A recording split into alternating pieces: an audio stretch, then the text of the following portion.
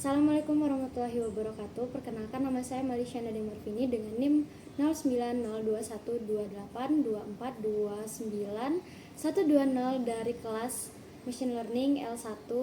Kali ini akan mempresentasikan tugas saya dalam review paper untuk memenuhi tugas akhir dalam mata kuliah Machine Learning. Jadi di sini saya mereview 3 paper dengan topik agrikultural atau pertanian, dengan judul papernya yang pertama yaitu Sustainable Soil Organic Carbon Prediction Using Machine Learning and the Ninja Optimization Algorithm. Yang kedua adalah Bayesian Optimization with Optuna for Enhanced Soil Nutrient Prediction, a comparative study with genetic algorithm and particle swarm optimization. Yang ketiga adalah New Hybrid Nature-Based Algorithm to Integration Support Vector Machine for Soil Cation Exchange Capacity. Baik, yang pertama kita akan membahas dulu tentang jurnal yang pertama, yaitu Sustainable Soil Organic Prediction Using Machine Learning and the Ninja Optimization Algorithm.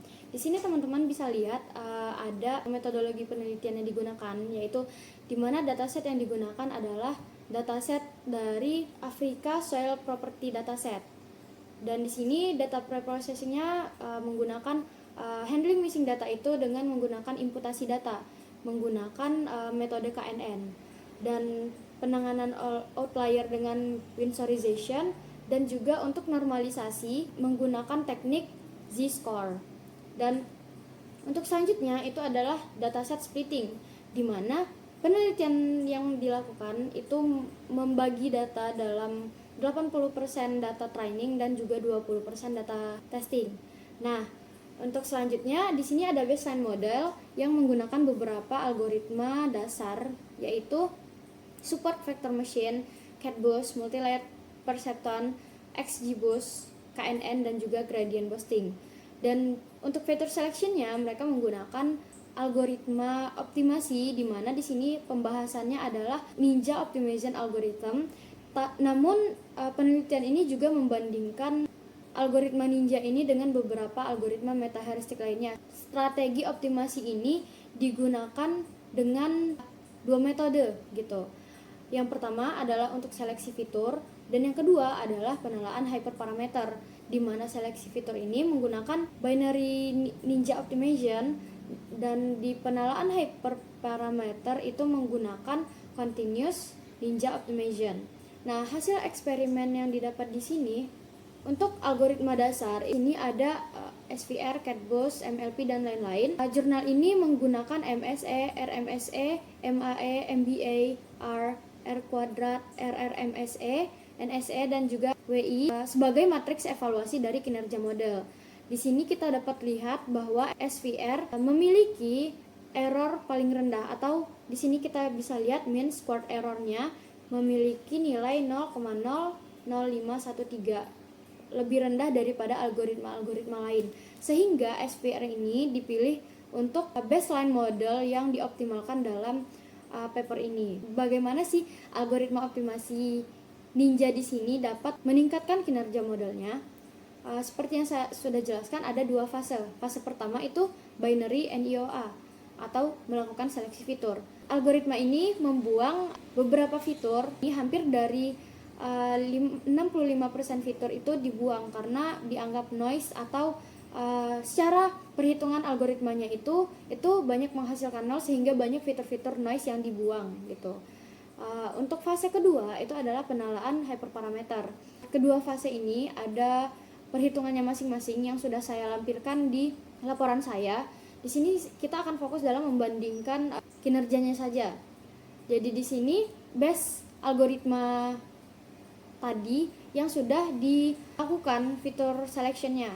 Di sini SVR sebagai algoritma utama yang ditingkatkan itu mengalami penurunan error, yaitu dari 0,005 sekian menjadi 0,0001148852. Ini termasuk penurunan error yang tinggi. Jika dipersentasikan itu sebanyak 99,98% penurunan, sehingga model ini dianggap dapat memprediksi dengan baik. Di sini juga papernya tidak hanya melakukan perbandingan ninja optimasi yang diterapkan pada beberapa algoritma dasar, paper ini juga melakukan eksperimen dengan SVR yang dioptimasi dengan beberapa algoritma lain selain ninja optimization. Di sini algoritma ninja dan SVR sebagai base modelnya tetap mengungguli algoritma-algoritma lain dengan MSE itu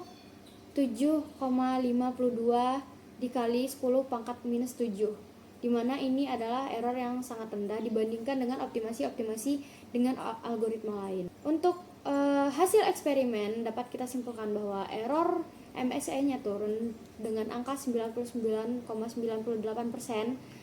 dengan akurasi 0,99 5% dengan efisiensi reduksi fitur yang lebih dari 65%. Jadi dari dataset yang kita gunakan, kita hampir melakukan eliminasi fitur lebih dari setengah. Dan untuk kritik dan review dari saya, yang pertama, kelebihan dari jurnal ini adalah sangat inovatif dalam menangani high dimensional data. Seleksi fitur yang digunakan itu dapat menyeleksi fitur yang ada. Namun, kekurangan dari paper ini juga mengindikasikan overfitting, di mana skor 0,995 pada data tanah itu sangat jarang terjadi dan sangat sempurna, karena juga memicu kecurigaan atau bias pada dataset tertentu karena data yang digunakan itu hanya data Afrika. Tidak menutup kemungkinan model ini akan sulit untuk memprediksi tanah dari wilayah tanah yang berbeda. Next, kita akan membahas paper yang kedua, yaitu Bayesian Optimization with Optuna for Enhanced Soil Nutrition Prediction, a comparative study with genetic algorithm and particle swarm optimization. Menggunakan Bayesian optimization, di mana ini adalah salah satu algoritma derivative free optimization.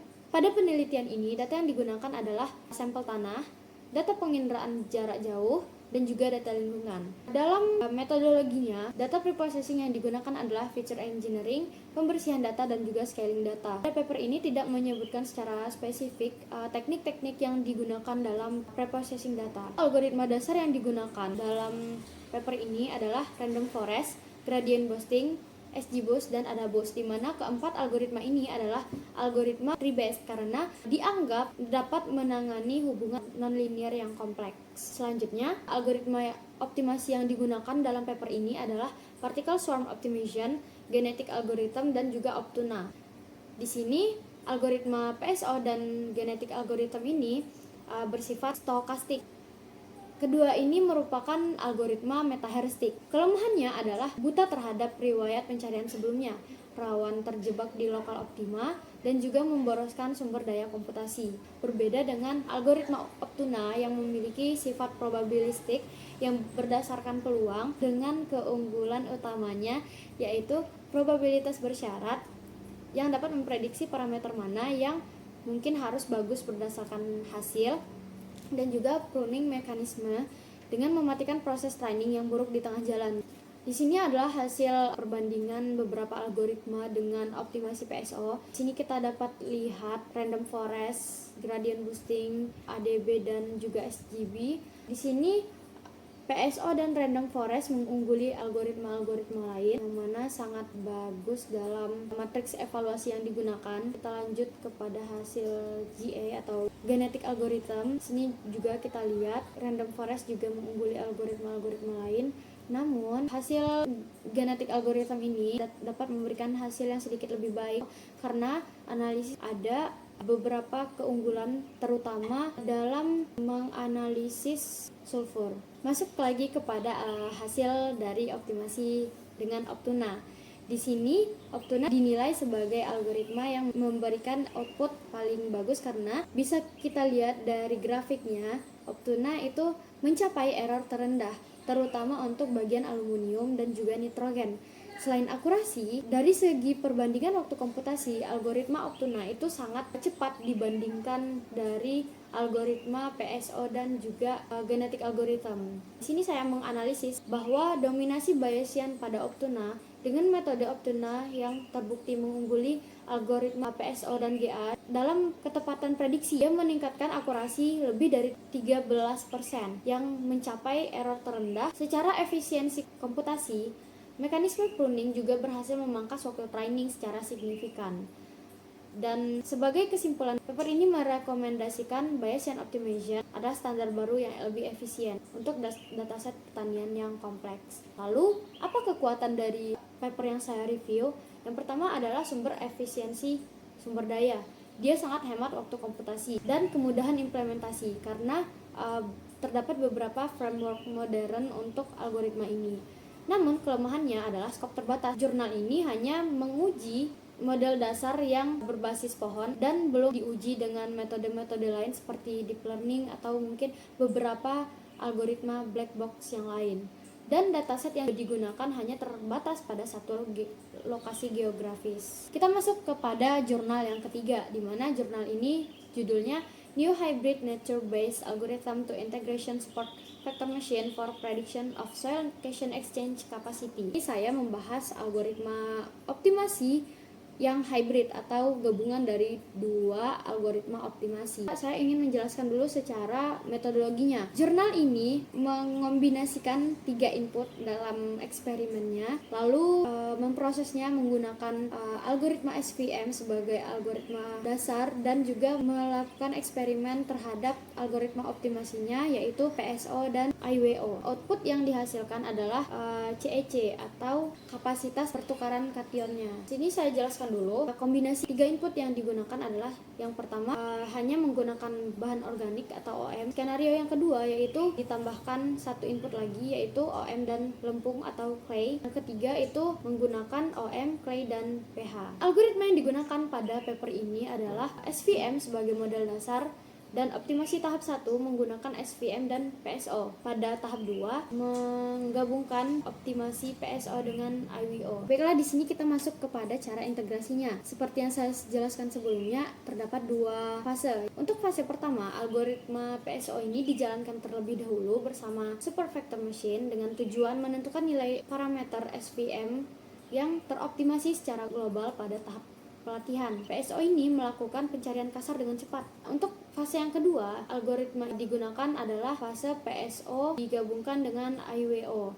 Dan hasil parameter dari PSO tadi diteruskan ke algoritma IWO-nya. IWO-nya ini melakukan penyetelan halus pada bobot-bobot sinaptik dan bias pada lapisan tersembunyi. IWO melakukan pencarian di sekitar solusi PSO. Tujuannya juga adalah untuk mencegah jebakan lokal optimal. Jadi jumlah iterasi maksimum itu dapat tercapai gitu. Nah, kita masuk kepada hasil eksperimennya. Di sini saya menampilkan tabel di mana terdapat 3 input dengan 1, 2, 3 itu mewakili inputannya dan juga di sini terdapat 2 fase optimasi. Kita dapat membandingkan model. Dari keseluruhan kita dapat melihat bahwa SVM yang dioptimasi dengan PSO dan IWO dapat menghasilkan error yang paling rendah dengan RMSE 0,229 dibandingkan dengan SVM standar maupun SVM yang sudah dioptimasi dengan PSO. Apa sih efektivitas input? Karena ada 3 input, jadi kita bisa lihat juga perbedaannya. Kombinasi ini memberikan hasil paling akurat dibandingkan hanya menggunakan 1 atau 2 variabel. Jadi di semua fase dapat kita lihat dengan kombinasi 3 input itu memberikan hasil yang lebih baik gitu. Untuk keunggulannya, yang pertama adalah mengkombinasikan kemampuan pencarian global dari PSO dan pencarian lokal dari IWO. Yang kedua adalah model menjadi kebal terhadap outlier, dan yang ketiga adalah menghindari jebakan lokal optimal karena mekanisme penyebaran spasial IWO terus bergerak mengecek area sekitarnya. Oke, demikianlah 3 paper yang sudah saya review dalam memenuhi tugas akhir mata kuliah Machine Learning. Jadi di sini saya simpulkan lagi, dalam 3 paper ini saya mengambil 3 paper ini dengan topik yang mirip dengan kombinasi algoritma. Pada jurnal yang pertama yaitu adalah Meta-Heuristic Optimization, dengan jurnal yang kedua itu dengan Bayesian atau Derivative Free Optimization, dan jurnal yang ketiga itu membahas tentang algoritma optimasi yang hybrid. Saya sadar dari hasil yang saya presentasikan masih banyak kekurangan Dan untuk itu saya meminta koreksi dari teman-teman semua dan juga kepada dosen pembimbing saya agar dapat memberikan saran-sarannya di kolom komentar. Dan terima kasih telah menonton video review paper saya. Saya ucapkan terima kasih dan mohon maaf atas segala kesalahan atau kekurangan. Saya akhiri, assalamualaikum warahmatullahi wabarakatuh.